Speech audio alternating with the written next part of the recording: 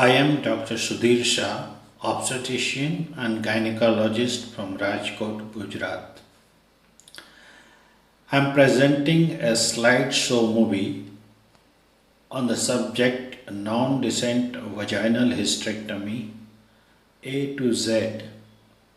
This would be either in the 3 or 4 parts. We have authored a book on non-descent vaginal hysterectomy made easy, published by JP Publications, New Delhi in 2004. The second edition of the same book was published in 2010. This is part 1, Introduction of non-descent vaginal hysterectomy. The next part would be on surgery and surgical techniques. Hysterectomy is a surgical procedure performed in order to remove the uterus. It comes from Greek word hyster meaning uterus and ectom meaning removal. So it's hysterectomy meaning removal of uterus. Hysterectomy is one of the most frequently performed surgeries on women throughout the world. Abdominal hysterectomy played a long inning for the removal of the uterus and still continues to play. Vaginal hysterectomy was usually done for the prolapse of the uterus.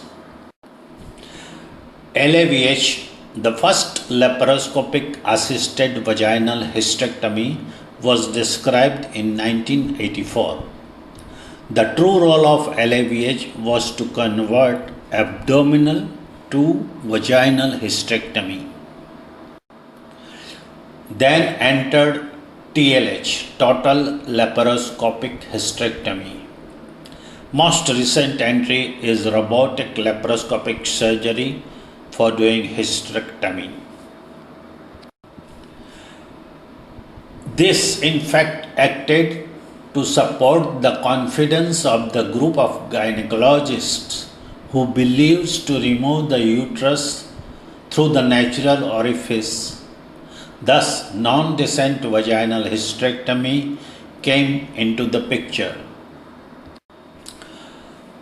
Actually, none of us, either you or me, is in strong favor of any particular route for the removal of the uterus as safety of the patient. I repeat the word safety of the patient is primarily important for all of us.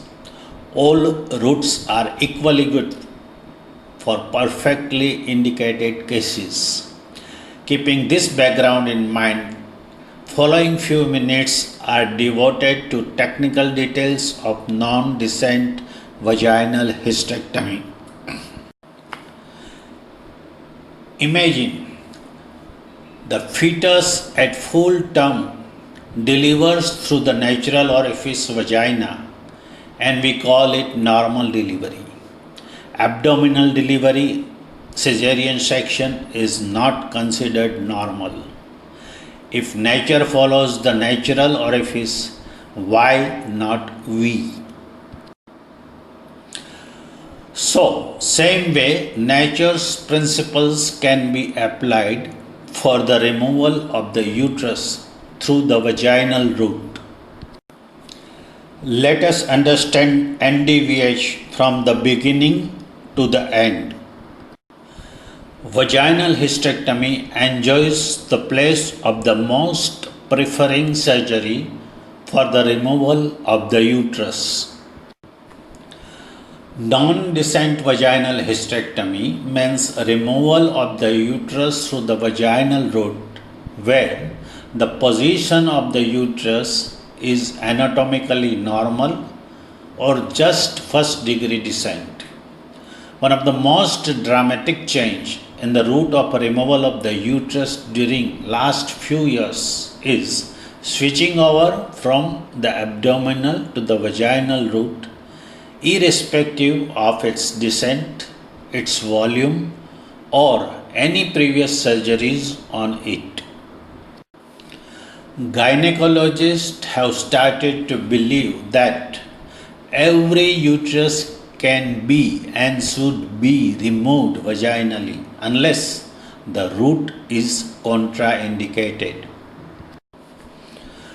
Vaginal route is more favored because of certain advantages. Entrance for the surgery is natural. There is direct approach to the cervix and the uterus. Quick and easy surgery. No stitches on abdomen. Associated perineal defect can be managed.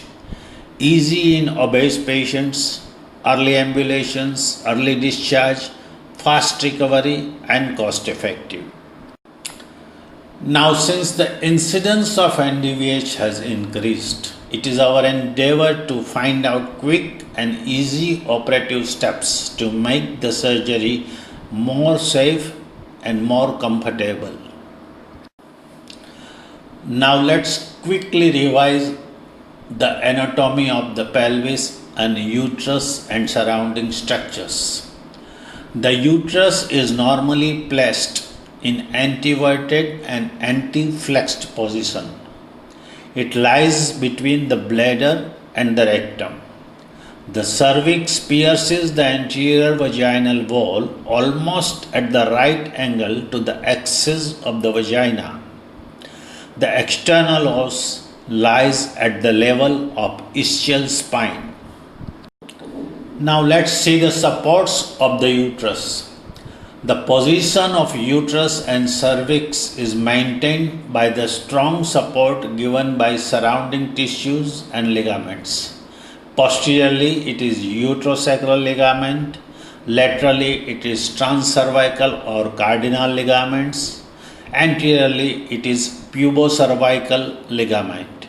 These ligaments gives main support to cervico-vaginal junction. Apart from these three ligaments, extra support is given by fascia which covers the cervix, strong muscles of vaginal wall, and muscles of the pelvic floor. Space of importance in NDVH. The space between the urinary bladder and the cervix is separated into vesico-cervical space, and it contains loose connective tissue. There is a dense connective tissue joining vesical fascia to cervical fascia. This band is called vesico-cervical ligament. This vesico-cervical space and vesico-cervical ligament have great importance as it leads to peritoneal reflections from urinary bladder to the uterus. Posterior pouch. In the posterior fornix, posterior vaginal wall and peritoneal reflections are loosely attached, having very few connective tissue in between. Now let's see indications for NDVH. As such, any conditions which needs a removal of the uterus is the indication of NDVH unless there are contraindications. So let's see contraindications for NDVH. Now there are absolute contraindications and relative contraindications. Absolute contraindications are previous VVF repair, genital tract malignancy, uterus more than 16 weeks of size, frozen pelvis. Relative contraindications where the NDVH is possible with experience and skill of a surgeon. These are uterus more than 12 weeks size, adnexal pathology, some cases of nulliparous patients, uterus with restricted mobility in cases of endometriosis, previous 2 or more cesarean sections. Many contraindications in past have become relative indications because of experience and expertise of the gynec surgeons. Larger uterus, fibroids up to 14-16 week size, adnexal pathology, oophorectomy, nulliparity per se is not the contraindications. Previous 1, 2 or even 3 cesarean sections. So, the success of NDVH depends on proper selection of patients, perfect knowledge of pelvic anatomy, comfortable anesthesia, confidence of the surgeon, experience and skill of the surgeon, good illumination as surgery is at deep level, perfect sets of instrumentations, and good pair of assistants. Now here there are special instruments for better exposure and visibility.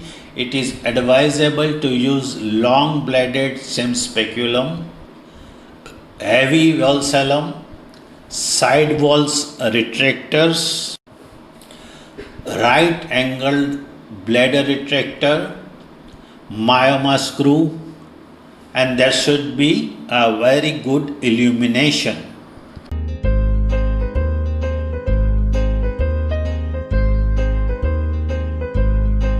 So friends, thank you very much for watching and listening the part 1 introduction of NDVH A to Z.